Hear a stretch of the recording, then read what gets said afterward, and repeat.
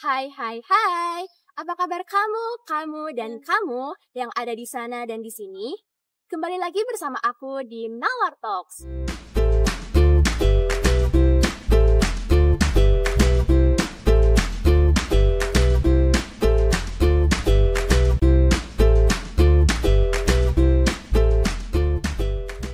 Tentu saja bersama Sharon di sini yang akan menemani Sobat Nalar selama beberapa menit ke depan untuk membahas mengenai Mastering the Mic, Tips and Tricks for Powerful Public Speaking, Insightful Interviews.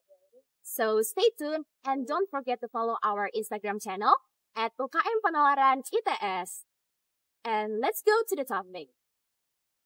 Oke, Sobat Nalar. Jadi buat ngebahas topik yang menarik banget hari ini, aku nggak sendirian aja nih. Aku bakal ditemenin sama narasumber yang keren banget, yaitu Mas Habib. Halo Mas Habib. Halo.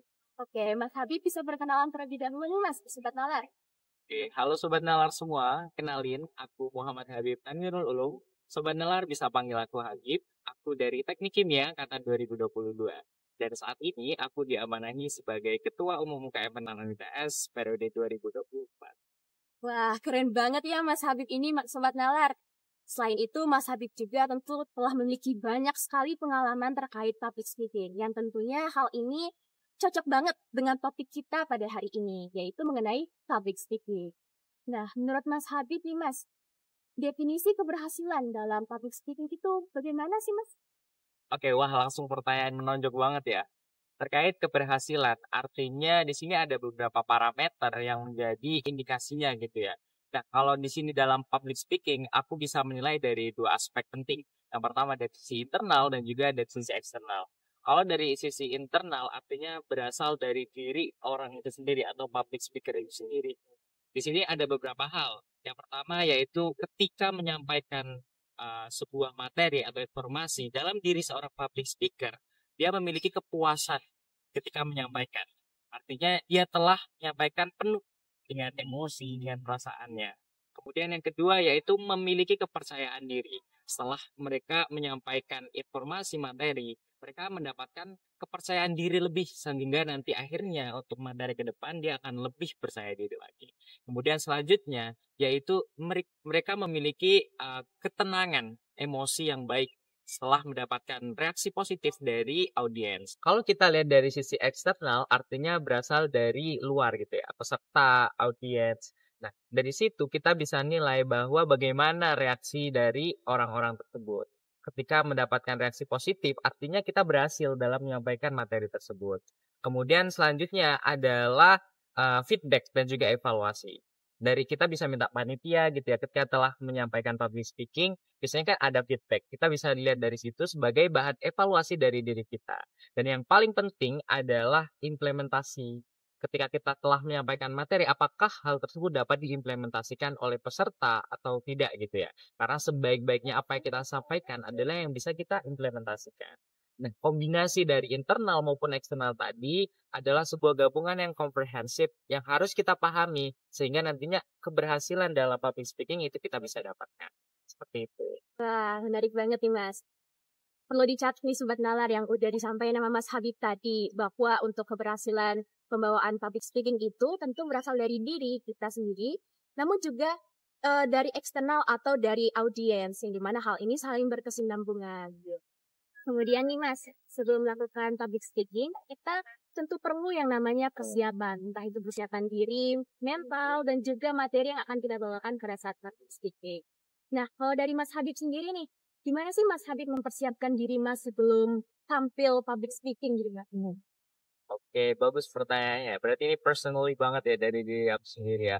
Aku punya beberapa tips ya untuk mempersiapkan bagaimana public speaking yang bagus. Yang pertama yaitu kita bisa buat persiapkan materi dengan baik. Dengan bekal mempersiapkan materi yang baik, kita bisa untuk lebih yakin, lebih percaya diri buat membawakan. Karena ya tahu materi kita bagus gitu. Kemudian selanjutnya, yaitu kita bisa fokus pada materi yang akan kita bawakan. Kita nggak meluber kemana-mana, ada batasan-batasan, kotak-kotakan, sehingga apa yang kita sampaikan itu lebih tersampaikan, tepat sasaran. Selanjutnya kita bisa buat analisis kondisi lingkungan ya teman-teman. Jadi artinya, aku biasanya selalu bertanya pada panitia sebelum aku menjadi pemateri gitu ya.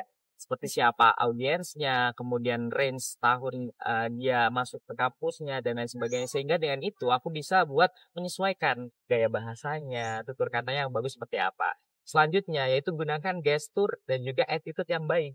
Ketika kita sebagai speaker, artinya kan kita menginfluence orang gitu ya. Pastinya kita harus bisa menjadi role model yang baik buat mereka. Selanjutnya yaitu kita bisa untuk meminta evaluasi kepada orang-orang. Minta pendapatnya, gimana sih menurut mereka public speaking yang bagus, apa yang kita sampaikan, apa sudah tersampaikan atau belum gitu. Dan yang paling terakhir menurutku adalah be yourself. Percaya diri teman-teman.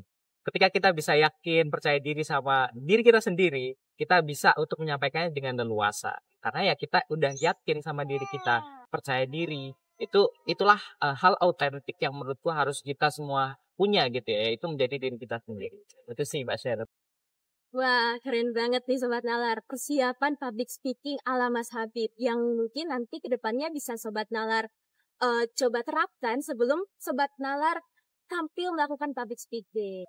Tapi pernah nggak sih Mas Habib udah nyiapin public speakingnya nanti itu dengan persiapan yang udah patang banget dari jauh-jauh hari.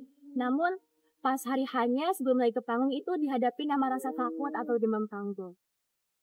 Oke, berarti ini cerita tentang pengalamanku ya, pengalaman ketakutan dalam public speaking.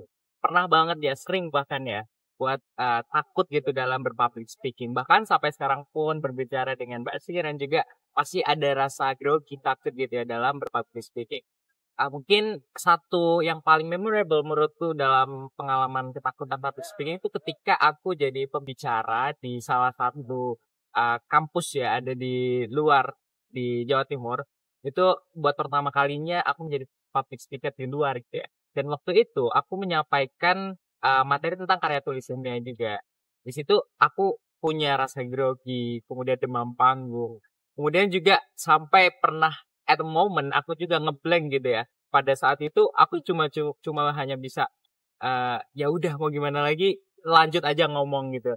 Apa aja yang keluar dari mulut ya udah disampaikan aja. Nah, menurutku itu satu hal yang perlu kita pelajari buat ke depan gitu ya, buat nggak ngeblank.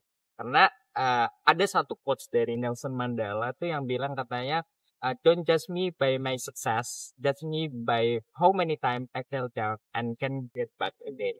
Artinya bukan dari seberapa banyak kesuksesan atau dari seberapa banyak rasa ketakutan yang kita miliki pernah hadapi, tapi dari bagaimana kita bisa get back again atau bisa recovery dari ketakutan itu ya. Dan menurutku itu yang perlu kita pelajari bersama-sama di UKM Penalaran ini. Gimana cara kita bisa melawan rasa ketakutan itu.